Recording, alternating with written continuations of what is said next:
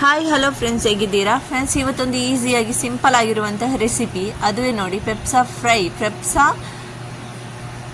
Garlic black pepper fry ಮಾಡ್ತಾ ಇರೋದು. ತುಂಬ ಈಸಿಯಾಗಿರುವಂಥ ಈ ಪೆಪ್ಸಾ ಫ್ರೈ ಹೇಗೆ ಮಾಡೋದು ಅಂತ ಇವತ್ತು ನಿಮ್ಮ ಜೊತೆ ಶೇರ್ ಮಾಡ್ತಾ ಇದ್ದೇನೆ. ಪೆಪ್ಸಾ ಅಂದರೆ ನಿಮಗೆಲ್ಲರಿಗೂ ಗೊತ್ತಿರುವಂಥದ್ದೇ, ಮಟನ್ ಪೆಪ್ಸಾ ಮಾಡ್ತಿರೋದು. ನಿಮಗೆ ಗೊತ್ತಿಲ್ಲ ಅಂತಂದರೆ ಪೆಪ್ಸಾ ಅಂದರೆ ಇದಕ್ಕೆ ಕನ್ನಡದಲ್ಲಿ ಏನು ಹೇಳ್ತಾರೆ ಅಂತ ನನಗೂ ಕೂಡ ಅಷ್ಟೇನೂ ಗೊತ್ತಿಲ್ಲ. ಇದು ನೋಡಿದರೆ ನಿಮಗೆ ಗೊತ್ತಾಗ್ಬೋದು ಇದಕ್ಕೆ ಕನ್ನಡದಲ್ಲಿ ಏನು ಹೇಳ್ತಾರಂತ. ನನಗೆ ಅಂತೂ ತಪ್ಪದೆ ನೀವು ಕಮೆಂಟಲ್ಲಿ ಹೇಳಿ ಫ್ರೆಂಡ್ಸ್. ಇದಕ್ಕೆ ಕನ್ನಡದಲ್ಲಿ ಏನು ಹೇಳ್ತಾರಂತಲೇ ಗೊತ್ತಾಗ್ತಾ ಇಲ್ಲ ನನಗೆ. ನೋಡಿ, ಇದುವೇ ನೋಡಿ ಪೆಪ್ಸಾ ಅಂದರೆ ಮಟನ್ ಪೆಪ್ಸಾ. ನೋಡಿ, ಇದಕ್ಕೆ ನಾವು ಕನ್ನಡದಲ್ಲಿ ಹೇಗೆಂತಾರೆ ಗೊತ್ತಿಲ್ಲ. ನಾವು ಒಂದು ನಮ್ಮ ಮನೆಯಲ್ಲಿ ಮಾತಾಡುವ ಭಾಷೆಯಲ್ಲಿ ಮಟನ್ ಹೂ ಅಂತ ಹೇಳ್ತೇವೆ. ಇದನ್ನು ಇವತ್ತು ನಾನು ಸ್ಪೆಷಲ್ ಆಗಿ ಗಾರ್ಲಿಕ್ ಅಂದರೆ ಬೆಳ್ಳುಳ್ಳಿ ಫ್ರೈ, ಕಾಳು ಮೆಣಸಿನ ಹುಡಿಯೋಕ್ಕೆ ಬೆಳ್ಳುಳ್ಳಿ ಫ್ರೈ ಮಾಡೋದು ಇದರ ಜೊತೆ ಇದಕ್ಕೇ ಹಾಕಿ ಹೇಗೆ ಅಂತ ನೋಡೋದಕ್ಕೋಸ್ಕರ ವಿಡಿಯೋವನ್ನು ಸ್ಕಿಪ್ ಮಾಡ್ಕೊಳ್ದೆ ಫುಲ್ಲು ನೋಡಿ. ಸಬ್ಸ್ಕ್ರೈಬ್ ಮಾಡಲಿಲ್ಲ ಅಂದರೆ ದಯವಿಟ್ಟು ಒಂದು ಸಬ್ಸ್ಕ್ರೈಬ್ ಕೂಡ ಮಾಡಿಕೊಳ್ಳಿ. ಈಗ ಇದನ್ನು ಈ ಥರ ಸಣ್ಣ ಸಣ್ಣ ಪೀಸಸ್ ಆಗಿ ಕಟ್ ಮಾಡ್ತೇನೆ. ತುಂಬ ಈಸಿ ಫ್ರೆಂಡ್ಸ್. ಇದಕ್ಕೆ ಟೊಮ್ಯಾಟೊ, ಈರುಳ್ಳಿ ಯಾವುದರ ಅಗತ್ಯನೂ ಇಲ್ಲ. ಟೊಮೆಟೊ ಈರುಳ್ಳಿ ಇಲ್ಲದೇನೆ ನೀವು ಫಟಾಫಟ್ ಅಂತ ಇದನ್ನು ರೆಡಿ ಮಾಡ್ಕೊಳ್ಬೋದು. ಟೇಸ್ಟಿ ಅಂತೂ ಹೇಳಲಿಕ್ಕೆ ಇಲ್ಲ, ಅಷ್ಟು ತುಂಬಾ ಚೆನ್ನಾಗಿರ್ತದೆ. ಇದನ್ನು ಚಪಾತಿ ಜೊತೆ, ಊಟದ ಜೊತೆ ಎಲ್ಲ ನೀವು ತಿನ್ಬೋದು. ಇಲ್ಲಿ ನಾನು ಇದನ್ನು ಸಣ್ಣ ಸಣ್ಣಗೆ ಕಟ್ಟಿಂಗ್ ಮಾಡಿ ನೀರೆಲ್ಲ ಇದರದ್ದು ಚೆನ್ನಾಗಿ ಸೋಸ್ಕೊಂಡು ಒಂದು ಕುಕ್ಕರಲ್ಲಿ ಹಾಕ್ತೇನೆ. ಇದು ಬೇಯಬೇಕು ಚೆನ್ನಾಗಿ. ಇದನ್ನು ಕುಕ್ಕರಲ್ಲಿ ಬೇಯಿಸಿದ್ರೇ ಸರಿಯಾಗಿ ಬೇಯುವುದು. ನೋಡಿ, ಈ ಥರ ಒಂದು ಕುಕ್ಕರಲ್ಲಿ ಹಾಕ್ತಾ ಇದ್ದೇನೆ. ಹಾಗೂ ಇದು ವಿಸಿಲ್ ತೆಗಿಲಿಕ್ಕೆ ಉಂಟು. ಅದಕ್ಕಿಂತ ಮುಂಚೆ ನಾವು ಇದಕ್ಕೆ ಅರಿಶಿನ ಪುಡಿ ಸ್ವಲ್ಪ, ಹಾಗೂ ಇದಕ್ಕೆ ನಾವು ಶುಂಠಿ ಬೆಳ್ಳುಳ್ಳಿಯದ್ದು ಪೇಸ್ಟನ್ನು ಕೂಡ ಹಾಕೋಣ. ನೋಡಿ, ಈ ಥರ.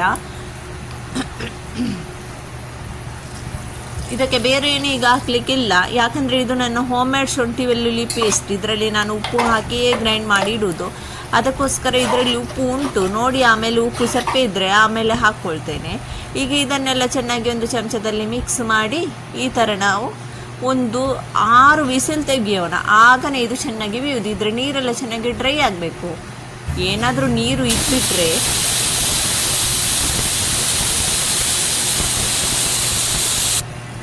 ನೋಡಿದ್ರಲ್ಲ, ಈ ಥರ ಬಿಸಿಲು ತೆಗೆದ್ವಿ. ಈಗ ನೀರೆಲ್ಲ ಚೆನ್ನಾಗಿ ಆರಿದೆ. ನೀರೇನಾದರೂ ಇದ್ದರೆ ನೀರನ್ನು ಚೆನ್ನಾಗಿ ಡ್ರೈ ಮಾಡ್ಕೊಳ್ಳಿ. ಇದು ಸ್ವಲ್ಪ ಜಾಸ್ತಿನೇ ನೀರು ಆರಿದೆ ಅಂತ ಅನಿಸ್ತದೆ. ಸ್ವಲ್ಪ ಹೊತ್ತಾಗ್ತಿದ್ರೆ ತಲೆ ಹಿಡಿತಿತ್ತು.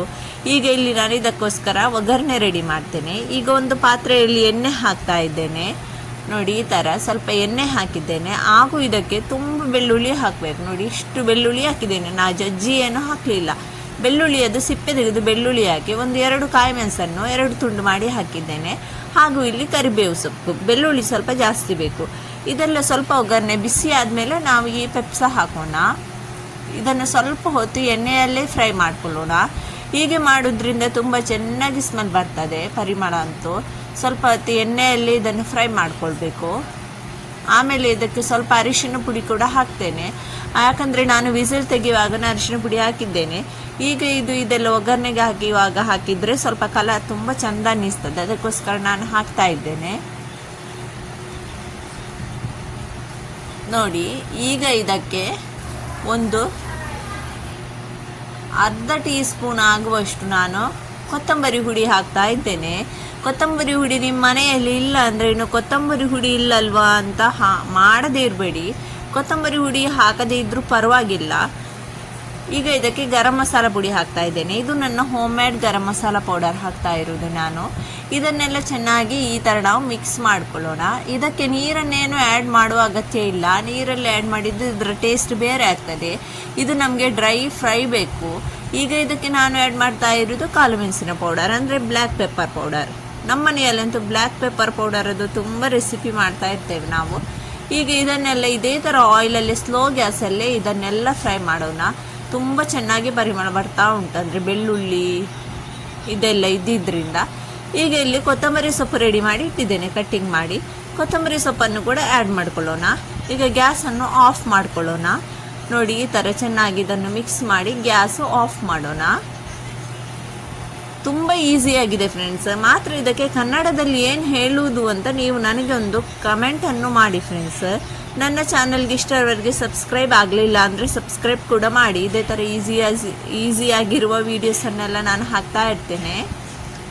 ನನ್ನ ಚಾನಲ್ಗೆ ಹೋದರೆ ನನ್ನ ಬಾಕಿ ವೀಡಿಯೋಸ್ ಎಲ್ಲ ನೀವು ವಿಸಿಟ್ ಮಾಡಿ ನೋಡಿ.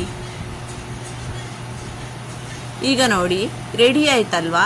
ಈಗ ಇದಕ್ಕೆ ಗ್ಯಾಸ್ ಆಫ್ ಮಾಡಿದ ಮೇಲೆ ಇದಕ್ಕೆ ನಿಂಬೆ ಹುಳಿಯನ್ನು ಅರ್ಧ ನಾನು ಹಿಂಡ್ತೇನೆ.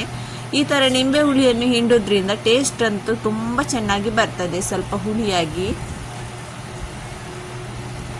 ನೋಡಿ ಈ ಥರ ಈ ನಿಂಬೆ ಹುಳಿಯದು ಸ್ವಲ್ಪ ಬೀಜ ಎಲ್ಲ ತೆಗೆದು ಸೀಡ್ಸ್ ಎಲ್ಲ ತೆಗೆದು ಆಮೇಲೆ ಇದನ್ನು ಈ ಥರ ಹಿಂಡುವ. ಆದರೂ ಇದರಲ್ಲಿ ಬೀಜ ಇನ್ನೂ ಇತ್ತು ನೋಡಿ, ಅದನ್ನೆಲ್ಲ ಈಗ ತೆಗಿತೇನೆ. ತುಂಬ ಟೇಸ್ಟ್ ಆಗ್ತದೆ. ನೀವು ಇದು ಖಾಲಿ ಬಾಯಿಗೆ ಕೂಡ ತಿನ್ಬೋದು. ಈ ಥರ ಖಾಲಿ ಕುತ್ಕೊಂಡಾಗನು ಈ ಥರ ಮಾಡಿ ಇದನ್ನೇ ತಿನ್ಬೋದು. ಖಾಲಿ ಸುಕ್ಕ ಊಟದ ಜೊತೆನೇ ತಿನ್ಬೇಕಂತ ಏನೂ ಇಲ್ಲ, ಚಪಾತಿ ಜೊತೆನೇ ತಿನ್ಬೇಕಂತ ಏನೂ ಇಲ್ಲ, ಖಾಲಿ ಅದೇ ಥರನೂ ತಿನ್ಬೋದು ನೀವು. ತುಂಬ ಟೇಸ್ಟ್ ಆಗ್ತದೆ. ಈಗ ನಾನಂತೂ ಇಲ್ಲಿ ಊಟದ ಜೊತೆ ತೆಗಿತಾ ಇರೋದು, ಇದನ್ನು ತಿಂತಾ ಇರೋದು. ನಮ್ದಂತೂ ವೈಟ್ ರೈಸ್ ಅಲ್ವಾ, ಇಲ್ಲಿ ನಮ್ಮದು ಕುಚ್ಚಲಕ್ಕಿ ಅಲ್ಲ, ನಾವಿಲ್ಲಿ ಊಟ ಮಾಡೋದು ವೈಟ್ ರೈಸ್. ನೋಡಿದ್ರಲ್ಲ ಫ್ರೆಂಡ್ಸ್, ನಮ್ಮ ಇವತ್ತಿನ ಪೆಪ್ಸ ಫ್ರೈ ನಿಮಗೆ ಹೇಗೆ ಅನಿಸಿತು, ಗಾರ್ಲಿಕ್ ಪೆಪ್ಸ ಫ್ರೈ ಅಂತ ನನಗೆ ಹೇಳಿ. ನೆಕ್ಸ್ಟ್ ಸಿಗ್ತಾನೆ ಇನ್ನೊಂದು ವಿಡಿಯೋದಲ್ಲಿ. ಅಲ್ಲಿ ತನಕ ಟಾಟಾ ಬಾಯ್, ಟೇಕ್ ಕೇರ್.